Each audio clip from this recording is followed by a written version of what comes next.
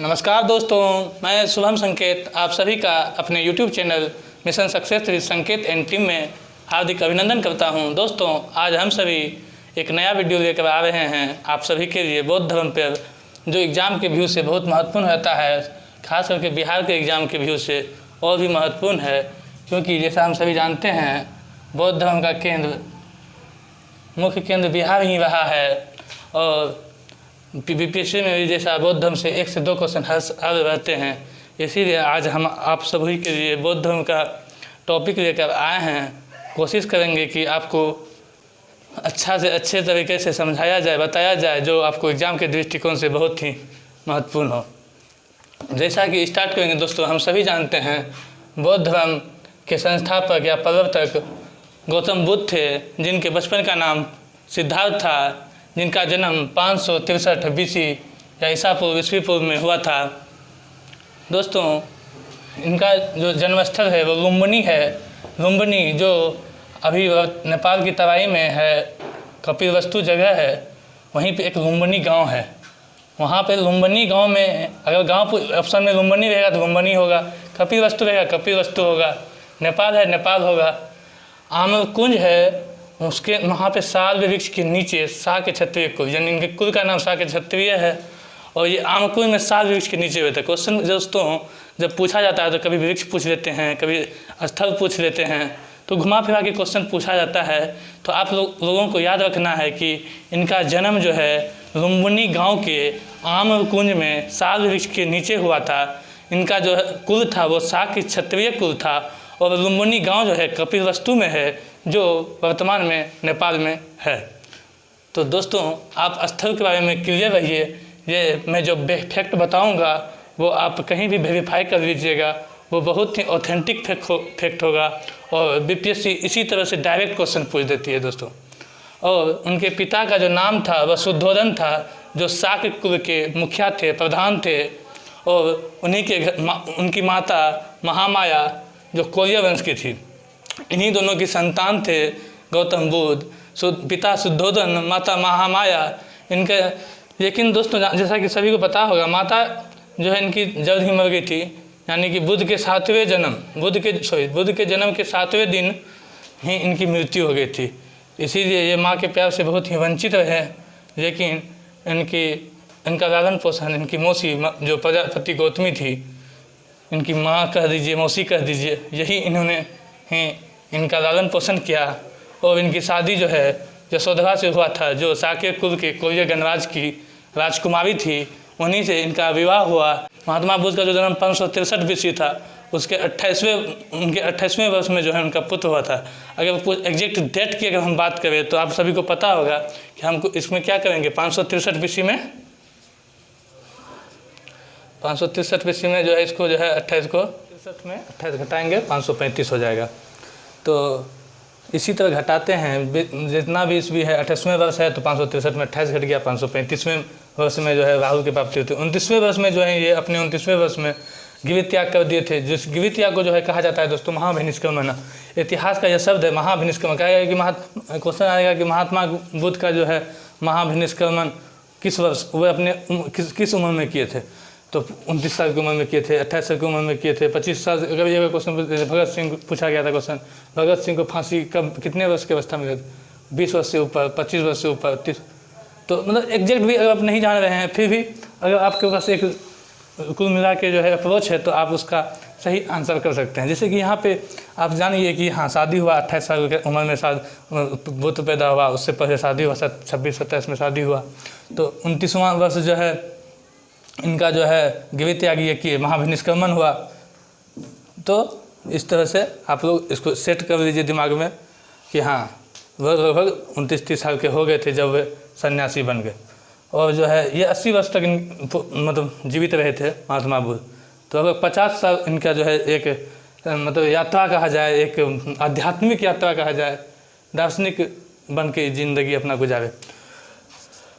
इनका जो दोस्तों जो उन्होंने जब गिरित त्याग किया तो इनका जो घोड़ा था उनका नाम कंथक था। ये सब ऐसे शहर एग्जाम में नहीं पूछा जाता, लेकिन यूपीएससी के CDS हो, NDA, इस टाइप के एग्जाम सब में कभी कभी ये घोड़ा का नाम पूछ लेते हैं, सारथी का नाम पूछ लेते हैं। घोड़ा का नाम कंथक था। सारथी का नाम छंदक था। इनके गुरु जो है अगाकुराम, वो भी बिहार के रहने वाले थे। वो सांख्य दर्शन के एक अच्छे आचार्य थे। और महात्मा बुद्ध को 35वें वर्ष में ज्ञान की प्राप्ति होती है दोस्तों। ये उवेवला एक जगह है जो गया में है, यहीं पे इन्हें जो है ज्ञान की प्राप्ति होती है। तो क्वेश्चन में जैसे मैंने बताया था वृक्ष पूछता था, यहाँ पूछेगा ज्ञान की प्राप्ति किस वृक्ष के नीचे हुई थी, तो पीपल वृक्ष। इसी को हम लोग जब पीपल वृक्ष के नीचे ज्ञान की प्राप्ति होगी थी, जब पीपल वृक्ष जो है बौद्धि वृक्ष कहलाने लगा। यह पीपल वृक्ष निरंजना नदी के किनारे थी, जिसे निरंजना नदी को फल्गु नदी भी कहते हैं। तो वैशाख पूर्णिमा में हुई थी गया में। तो ये बहुत इंपॉर्टेंट क्वेश्चन है दोस्तों। ये बहुत बार क्वेश्चन पूछा गया है कि कहाँ हुई थी। कभी वृक्ष पूछ देता है, कभी नदी पूछ देता है। जैसे कि यहाँ हम जानते हैं कि ज्ञान प्राप्ति हुआ निरंजना नदी पीपल वृक्ष गया। ज्ञान प्राप्ति पीपल वृक्ष निरंजना नदी। इसका जन्म जो हुआ था साध वृक्ष, जन्म साध वृक्ष के नीचे, ज्ञान पीपल वृक्ष के नीचे। और जैसे उनका मृत्यु भी पूछा जाएगा दोस्तों यहाँ, तो जो है साध वृक्ष के नीचे। जन्म भी साध वृक्ष के नीचे हुआ और मृत्यु जो है दो साध वृक्ष के बीच हुआ। और नदी पूछा जाए तो यहाँ पे हिरण्यवती नदी थी। मृत्यु के समय हिरण्यवती नदी थी, ज्ञान प्राप्ति के समय निरंजना नदी थी। दोस्तों जो बौद्ध धर्म का त्रिरत्न है वो बुद्ध, धर्म और संघ, इसे ही त्रिरत्न कहा जाता है। ये बौद्ध धर्म की शिक्षाएँ हैं। हम नेक्स्ट वीडियो जो लाएंगे उनमें जो बौद्ध धर्म से बचा हुआ पाठ है उसे हम बताएंगे दोस्तों। इनकी शिक्षा बताएंगे, इनका प्रसार बताएंगे, बौद्ध धर्म की कहाँ से कहाँ तक प्रसार हुआ। बौद्ध धर्म के अनुयायी, महिला अनुयायी कभी कभी पूछ देता है क्वेश्चन, महिलाओं के से ज़्यादा क्वेश्चन पूछा जा रहा है। बिहार में भी महिलाओं को, जैसा कि आप सभी जानते हैं, आरक्षण भी है बहुत ज़्यादा, तो महिला पे तो वैसे भी दोस्तों क्वेश्चन बन जाता है। दोस्तों ये जो बौद्ध संगति हुआ था बौद्ध धर्म का, ये 4 बौद्ध संगति हुआ था जैसा हम सभी जानते हैं। तो हम बौद्ध संगति को डिस्कस कर देना चाहेंगे। इनका जो प्रथम बौद्ध संगति हुआ था वो 483 BC में हुआ था। ये स्थल जो है राजगीर का ही पुराना नाम राजगिरी है, यह बिहार में है। और यही सप्तपर्णी गुफा है वहाँ पे। वहीं पे दोस्तों ये प्रथम हुआ था, जिसके अध्यक्ष थे पूरन महाकश्यप और शासक अजातशत्रु थे। अजातशत्रु जो हर्यक वंश के थे, जो अपने पिता के हत्यारे कहे जाते हैं। यहीं पे दोस्तों प्रथम बौद्ध संगति हुआ था। दूसरा बौद्ध संगति जो हुआ था 383 BC में हुआ था। ये स्थल है वैशाली में, चुलवग, यहीं पे हुआ था। और इसके अध्यक्ष सर्वकामी हैं, शासक कालाशोक थे जो शिशुनाग वंश के हैं। और यहाँ पे 700 भिक्षु आए थे, तो सब सतिका कहा गया था। प्रथम में 500 भिक्षु थे तो पंचसतिका कहा गया। ये जो 500 भिक्षु शामिल हुए थे तो इसीलिए इन्हें पंचसतिका कहा गया। यहाँ सेकंड में 700 भिक्षु शामिल हुए थे तो इसे सप्तसतिका कह दिया गया। इसके अध्यक्ष पूछेंगे तो सर्वकामी, शासक कालाशोक के समय प्रथम में अजातशत्रु थे। तो यही सब पूछा जाता है दोस्तों। कभी मैच करवाने के लिए आ जाएगा अध्यक्ष, स्थल और शासक के बीच। तो आप लोग स्क्रीनशॉट भी ले लें दोस्तों, और क्वेश्चन को ये सब फैक्ट को जो है जुबान पे कर लें। एग्ज़ाम में क्वेश्चन जरूर आते हैं, खास करके BPSC के एग्ज़ाम में तो महत्वपूर्ण है। तीसरा जो है 251 BC में हुआ था। ये पाटलिपुत्र पटना में हुआ था, जिसके अध्यक्ष थे मोगलीपुत्र और शासक अशोक महान था, जो मौर्य वंश के शासक थे। चौथी की बात करें दोस्तों तो ये 1 AD में हुआ था, यानी 1 शताब्दी ईस्वी में हुआ था। यह स्थल कुंडलवन कश्मीर था। अध्यक्ष वसुमित्र जी थे, उपाध्यक्ष भी हुआ था। ये उपाध्यक्ष कह दीजिए या विशेष अतिथि के तौर पर आमंत्रित किए गए थे अश्वघोष जी, जो इन्होंने पहली बार भाग लिया। चौथा बौद्ध संगति में अश्वघोष को जो है उपाध्यक्ष बनाया गया। और अंत इनके शासक जो थे इस समय कनिष्क थे, जो कुषाण वंश के संबंधित थे। और इसी बौद्ध संगति में, चतुर्थ बौद्ध संगति में जो है यहाँ पे बौद्ध धर्म का डिवाइड हो गया, विभाजित हो गया बौद्ध धर्म। महायान और हीनयान 2 शाखाएँ, 2 संप्रदाय की तरह। फिर बाद में हम देखेंगे 2 शाखाएँ इनकी किस धीरे धीरे जो है किस तरह। हीनयान तो भारत में ज़्यादा पॉपुलर नहीं हो सका, यहाँ महायान पॉपुलर हुआ, लेकिन हीनयान और महायान में यह विभाजित हो गया चतुर्थ बौद्ध संगति में। दोस्तों महात्मा बुद्ध के बारे में जो ये स्थल बताया कि जन्म स्थल लुम्बिनी, ये एक 1895-96 ईस्वी के आसपास एक स्तंभ लेख प्राप्त होता है लुम्बिनी के रुमनदई गांव से। यहाँ से एक स्तंभ लेख प्राप्त हुआ जो 1895-96 ईस्वी में इतिहासकार द्वारा खोजा गया था, उस पे जो अंकीर्ण शब्द था वह था हिद बुधे जातिते शाक्य मुनीत, अर्थात बुद्ध का जन्म यहीं हुआ।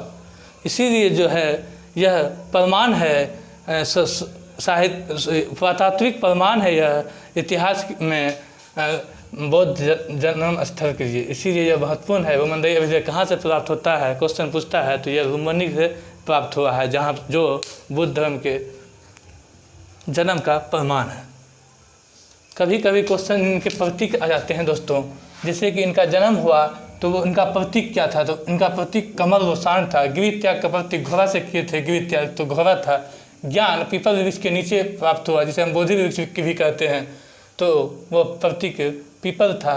निर्वाण पद चिन्ह, निर्वाण में इनके देखते हैं, इनके पद चिन्ह को जगह जगह पूजा भी जाता है। बहुत सारे मंदिर में इनके पद चिन्ह को रखा जाता है, उत्कीर्ण किया जाता है शिलाओं पे, पत्थरों पे। इनके जो मृत्यु का दोस्तों प्रतीक है वह स्तूप है। बौद्ध धर्म में स्तूप का भी महत्वपूर्ण है। जब आप लोग सारनाथ गए होंगे तो वहाँ सारनाथ स्तूप बहुत ही आकर्षक है, देखने लायक है दोस्तों। कृपया आप लोग जाएँ बनारस तो ज़रूर इस स्तूप को देखें। दोस्तों ये जब घर से निकल रहे थे, गिरि त्याग कर रहे थे महात्मा बुद्ध, इन्हें 4 चीज़ दिखाई दी थी। वो थे, पहला था विविध व्यक्ति, जिन्हें देखकर इनके मन में मतलब व्यथा हो गई, और ये फिर उन्हें कुछ आगे बढ़ने पर उन्हें रोगी व्यक्ति मिलता है।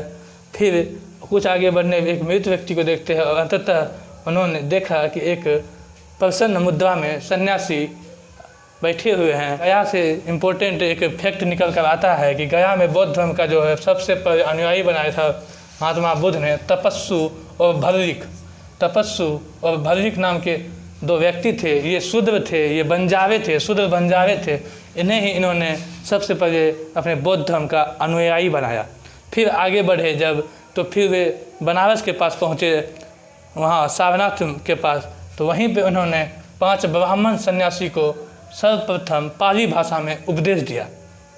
ये जो 5 ब्राह्मण थे, कभी कभी क्वेश्चन किसी एग्ज़ाम में पूछ दिया जाता है कि इनमें से कौन उनके ब्राह्मण 5 शिष्य में नहीं थे।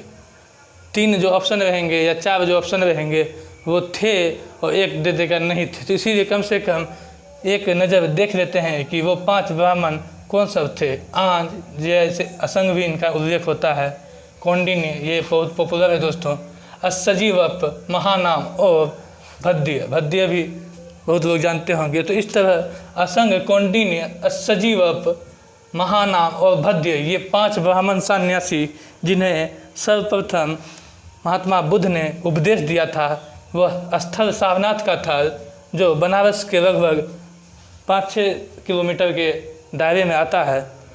यहीं पर वहाँ पे बहुत बड़ा स्तूप भी है दोस्तों, आप लोग ज़रूर देखने जाएं। अंतिम उपदेश जो इन्होंने दिए तो थी प्रथम उपदेश। प्रथम की बात करें तो अंतिम की बात भी जान लेनी चाहिए, क्योंकि कभी प्रथम तो कभी अंतिम भी पूछ देता है। तो अंतिम उपदेश सुभद्र को दिया था यही कुशीनगर में, जब यहीं इनकी मृत्यु भी हुई थी। तो मृत्यु से पहले इन्होंने इसे उपदेश दिया था।